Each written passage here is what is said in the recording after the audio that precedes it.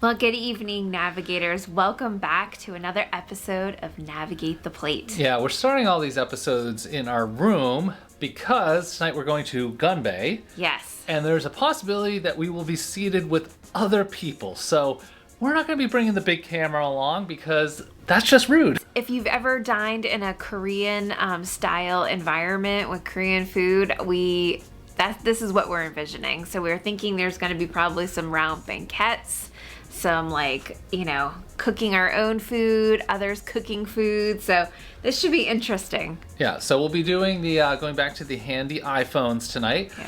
doing some voiceovers, but we hope you still enjoy this episode. I think you will. Again, it's been a very fun time here on Virgin Voyages, and we're looking forward to some Korean barbecue. So, oh, that sounds amazing. And I'm wicked hungry because we only had brunch today, and that's been now 7 hours. So we are definitely ready for some food. Yes. All right. All right, so come along, navigators. Let's get out of here. All right, so here we are at Gunbae. It is located in the back of the galley. So if you're looking for it, that's where you'll find it. Again, comes in, has a very contemporary feel to it. You really feel like maybe you're in little Korea or actual Korea, about to have some Korean barbecue. Again, the menu, it's a short menu, but there's a little bit of something for everyone, some appetizers, and again, we partaked in a few of those. Rice and noodles, I go easy on those because you're gonna get plenty of food, so no sense to fill up on that. And then of course, the main entrees, a little bit of something for everyone. And of course, dessert. What meal is not complete without dessert? I don't know. And then drinks. There are some specialty drinks. As you'll see in a little bit, we stuck with the plum wine. Highly recommend.